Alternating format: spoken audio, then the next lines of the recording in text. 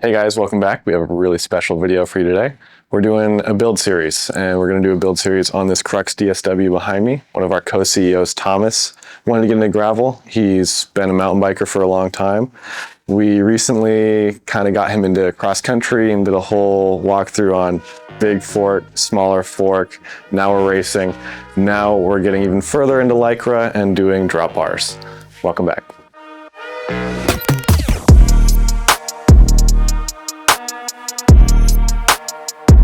So starting off with the frame, we're doing the Crux DSW. We got the green colorway. The reason we went with this is we were given a budget and said, have fun. This was brand new. We wanted to do transmission on it. It was the only Crux we could get transmission for at the time. The new carbon one was not out yet.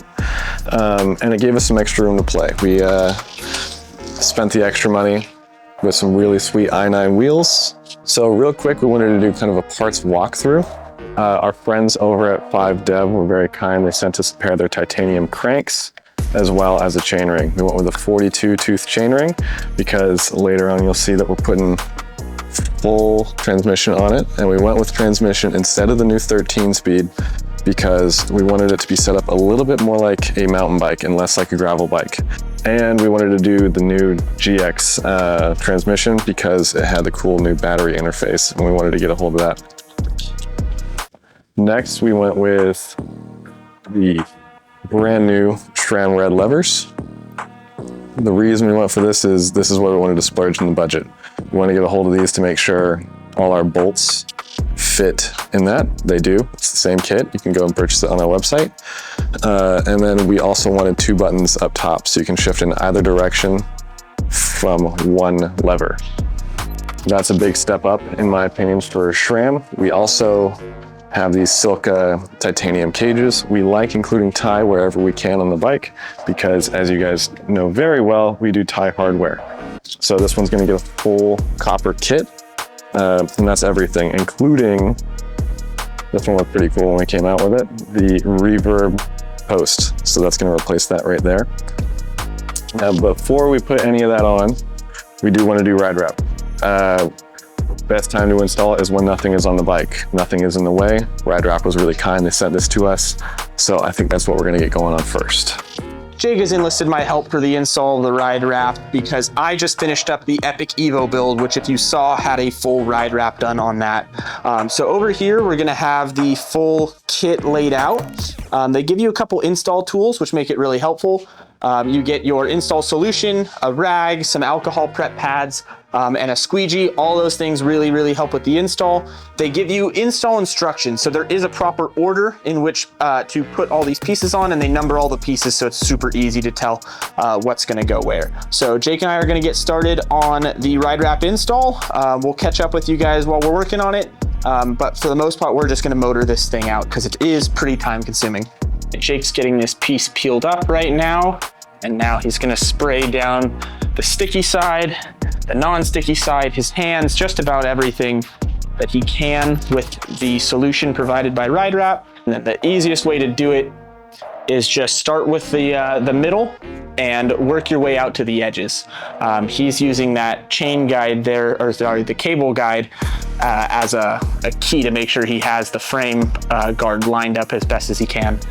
And then we're just gonna squeegee all of the fluid out and make sure we don't get any bubbles. You can barely tell that this kit is on the bike. We also have the head tube wrapped as well, which again, this just disappears onto the bike, which is super, super rad. For the setup on this, we wanted it to try and match his cross-country bike as closely as possible. So we took all the measurements off of his pivot-less hardtail, and then we did a little geometry calculation on Geometry Geeks, and then we simply took the numbers and then cross-referenced them because you can compare on the website, which is really convenient, to get the same setup on both bikes. Then for stem length, what we did is we went with a 90 with a ±6. We did the stem inverted, so it is at -6. And then for bars, he is at a 40.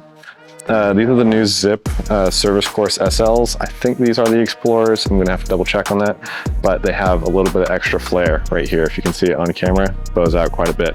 That is so when you're in the drops, when you're on a descent, your elbows, or not your elbows, your wrists right here aren't going to make contact with the bar. It'll give you a little bit more room to play around, and it's going to line up a little bit better with our levers. The levers have a little bit of flare on them, if you can see that on camera, and that should match up with the bar really nicely. As you can see now that we're putting it on, that -6 is going to make it look a little bit more level. With road bikes and gravel bikes, I really like going the negative route. Just makes it look a little bit more flush. This line right here, it's a little bit more in line with that line right there. I'm a big looks guy. I like the way it looks a lot better. And so when you're setting your bike up from stock, I like to just plan for that. Can confirm these are the Explorer 70s. And then what I was mentioning earlier is we are going to put a rag back on this, because when this swings around, it's going to hit the frame. And so we'll do it really gently right now, but if you're not careful, it'll swing around and hit that pretty good. Thankfully, we do have a nice ride wrap on now, which you can't really see, but like to be better safe than sorry. So this is probably my favorite part of the build, is the new i9 AR40s. This is also the new, I don't even know what they call it, a caramel, maybe a copper, what do you think? I don't remember the actual color they said, but you know, all these brands are doing this coppery, caramely color, similar to our champagne gold. I'm a huge fan. You know, it's the standard Kashima Cash Money color, but it looks so good. I am a huge fan.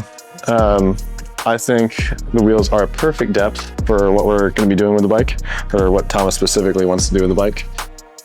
When he was talking to me about how he wanted to set it up, the main question I wanted to ask was, what are you going to use it for? And primarily what his use is going to be is still going to be mainly trail. It's not going to be too much road. That's why we went with certain things in the drivetrain. We'll get into that later. But as for the wheels themselves are 40 mil deep, hence AR40. A while back, Trek did a test on what is the best all-around wheel depth, and they came back with 37 millimeters, or not milliliters, millimeters. The reason for that being it's the ideal depth between weight and aerodynamics. 50-mile adventure rides, things like that. It is nice having the extra depth, and you can kind of see it as we're setting up the tire. It's going to be quite a bit more aero than if we were to do something shallow like a 28. So for tires, we went with the S-Works Pathfinders instead of the Pathfinder Pros. So you'll notice tread is just a little bit more flush. It is a bit wider. I think it's a great all-around tire to start on and kind of dip your toe into gravel.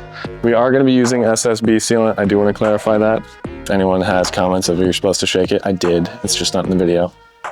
I really recommend putting grease on your free hub body so you don't seize the cassette to the free hub body. They do put a little bit of factory grease in there. I never feel that it's enough. Love the sound of an i9. Now, I don't worry about those being too tight at first, because they will get tighter when you ride it. That's that. And then we are using HS2 rotors. Should give you a little bit more stopping power.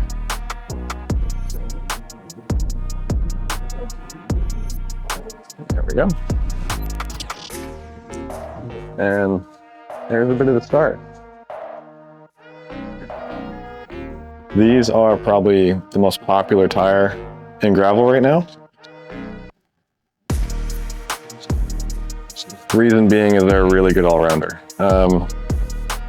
Pretty good side bite, not bad on the trail. They're not amazing for super muddy conditions because you get that slick center line. But that is what makes it so efficient. If you go on, I think it's rollingefficiency.com, don't quote me, but there is a website where people nerd out and they do all the rolling efficiencies on all the gravel tires available. These ones score extremely high. I know they're towards the top, which is why so many people choose them, and they also happen to grip very well. The further up you go, as far as rolling efficiency, typically you get less grip. And that's a little bit the case here, but not enough to really, I'd say, discount the tire. The width is a 42. That is pretty smack in the middle as far as the widths recommended on this bike. I think if you were to buy the complete, it's going to come with the Pathfinder Pro 38. And then that's gonna be a little bit taller tread, have a little bit more bite, but it's not gonna be as fast or as cushiony as the S-Works. The max tire width on this is a 47, if I'm not mistaken. I don't know, it's just really hard to go wrong. I like these. So once it's on the ground, you're gonna kind of get a feel for the flow of everything we already talked about, the stem angle, the bar width, everything like that. I really like the way the sidewall accents the color. I think once we get more of the copper goodies on it, like you see on the stem here, it's really gonna pop off nicely. Now, nothing is tightened down. That's all gonna happen right at the end. But that pretty much concludes getting a rolling chassis. This is gonna be able to be set aside a lot cleaner than it has been recently. And we got all the ride wrap installed really nicely. I love how it came out. It actually went a lot smoother than I was expecting. And I think this came together pretty great. If you want to see more, we are going to have more videos. We're going to be putting together the drivetrain. I think we might even do a ride review. That concludes it. Please find us in the next video.